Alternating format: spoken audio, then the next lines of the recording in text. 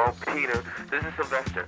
Real important. I need to talk to you tomorrow about some photographs and designs for a show from you, by you.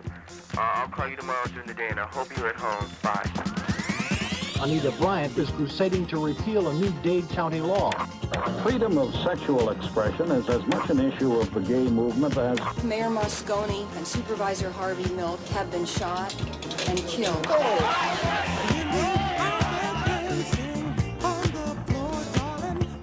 When I saw Sylvester, my life was altered. My life was changed for the better.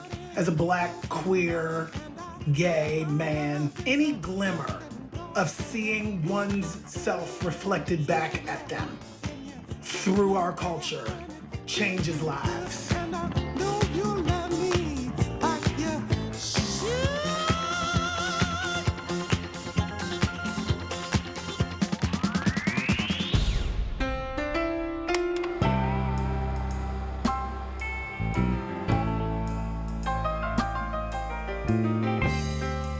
Sylvester was born Sylvester James in 1947 in South Central Los Angeles. He was raised primarily by his mother and his grandmother. I think that Sylvester's mom was herself fabulous. She was very, very involved in the church, and I think it really is that environment, presenting yourself to others in a way that is really beautiful and sort of extravagant, that she passed on to her kids. My grandmother was like his idol. She just loved the way she dressed and the way she carried herself, and that trickled down to my mother. And they accepted him for who he was. Sylvester's interest in what we would now call gender fluidity started very early. He was not interested in sports. He was singing high and girlishly in church. He would sing around the house in his room like Etta James, and he would come in and play songs, and he and my mother would sit and sing these songs, and then he would play big band music, and they would do the foxtrot, and he would pick my mother up and swing her around, and my mother and he was so close. Let's go, she'll get.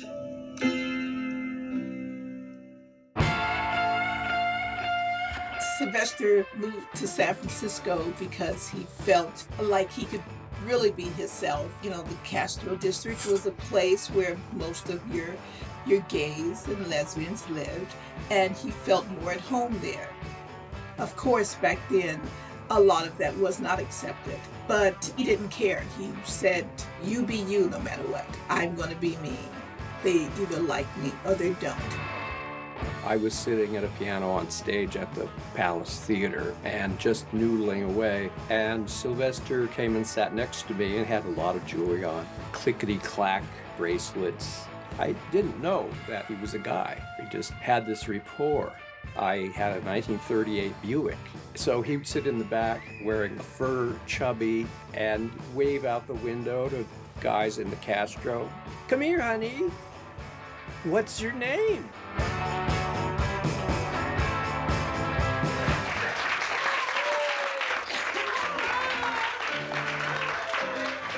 Sylvester was invited to join an underground gaggle of psychedelic, amateur, mostly gay, stage-struck hippies that was called the Cockettes. And for him, it was a period of evolution, and he was trying things out. I don't know that Sylvester enjoyed doing the sketch comedy. I think his favorite part of any show was when he had a solo spot. He loved being the center of attention.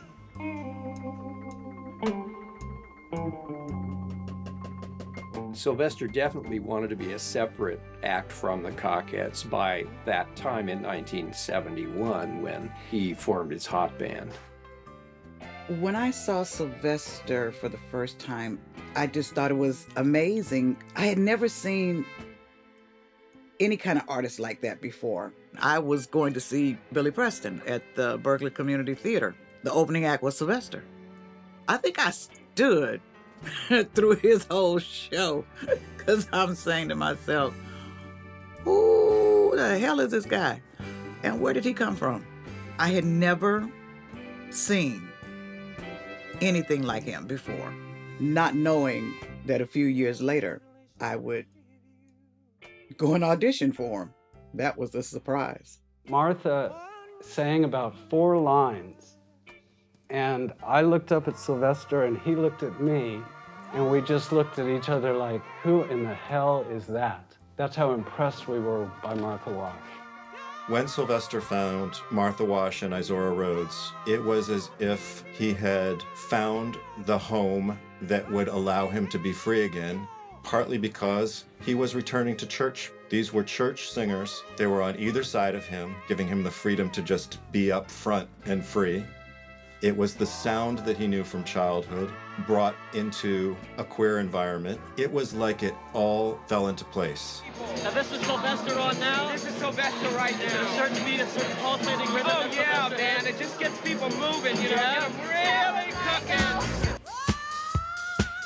Well, I would just hear about Sylvester from friends. They'd say, did you hear he's got this records played on the radio and everything?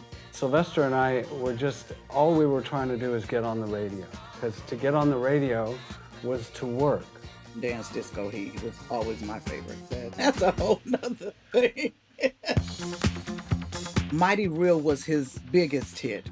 I wrote the music at home on the guitar, and I presented the song to Sylvester. He liked it. He wrote the lyrics at a rehearsal.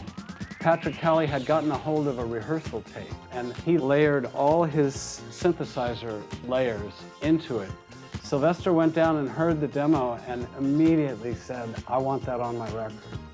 You know, like any hit, it's really unpredictable. You know, it just happened to be what people responded to, and then it was off like a rocket. The man you're about to hear is one of the most theatrical and flamboyant performers on the disco scene. You know his big hits, You Make Me Feel Mighty Real, and Dance Disco Heat. And now, here is that bizarre star, the sensational Sylvester!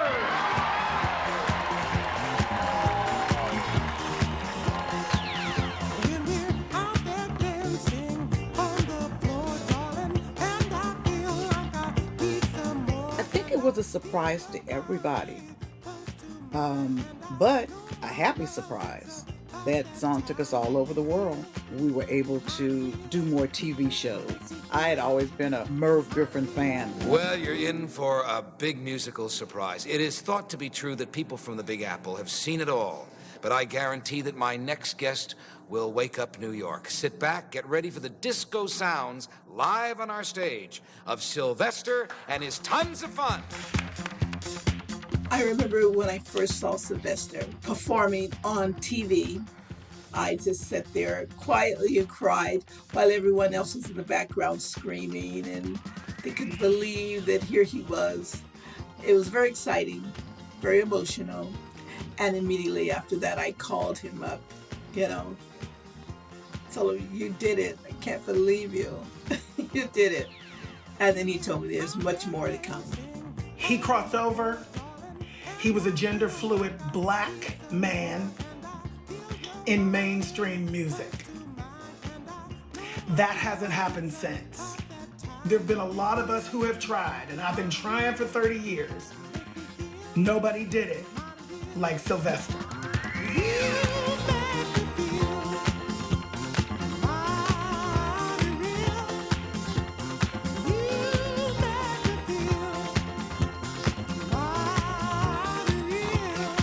The San Francisco Opera House was the pinnacle of legitimate music. In fact, it was the home of the San Francisco Symphony. Performing at the San Francisco Opera House was huge, absolutely huge. We were the first disco act or popular music act to ever perform in the San Francisco Opera House with the San Francisco Symphony Orchestra. With the symphony? Yes.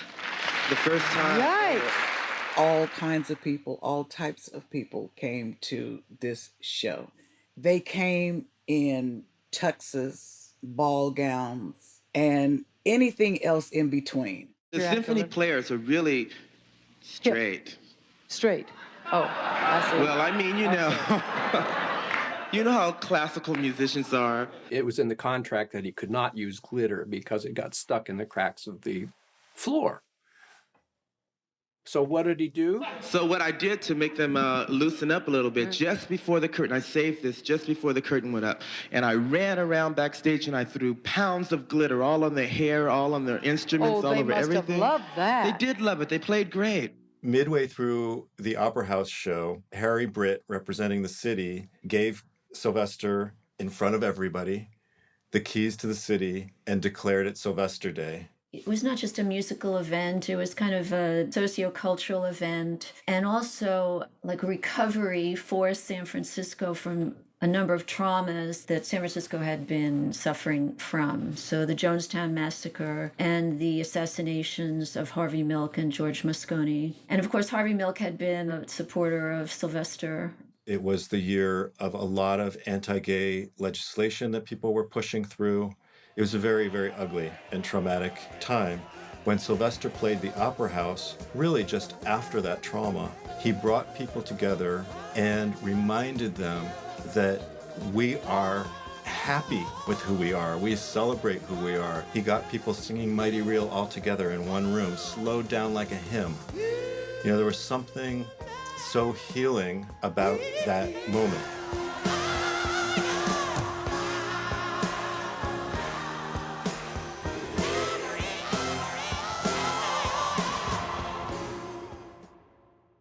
In 1978 and 79, as disco was really hitting its peak, so was the backlash against disco.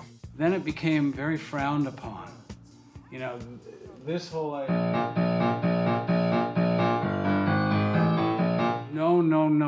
No more of that. That's not cool anymore.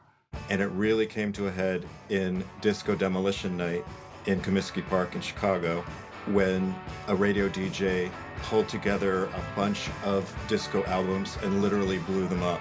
My 16-year-old says disco's over. Oh, I wouldn't say that. People are still out every night, lines and lines, and people still dancing, so I don't think it's dead at all. It's just changing. A lot of artists just, ended up in the cold. Not Sylvester, though. I mean, disco was not the be-all and end-all for him ever. He was just so much more than disco. And the term disco artist, when it came to be pejorative, did not apply to him.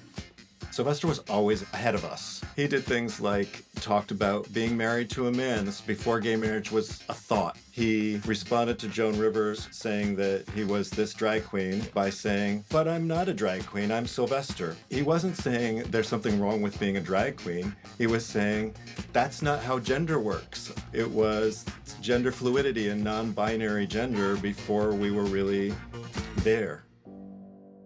Sylvester was always pretty much an open book. That was part of his character. He did not hold back, obviously, and it's kind of like, why would I start holding back now if I haven't held back my entire life and my entire career? So to him, it was just the logical step. Yeah, I've got it. I'm sick. I remember the day very well when Sylvester told me that he was sick, and I asked him, sick like what? And he said that I have AIDS. Coming out in public, one of his last appearances in a wheelchair in San Francisco in the Pride Parade, he put a human face to us. He moved the conversation forward and reminded the world that there are human beings that embody this disease. Don't forget. Never forget.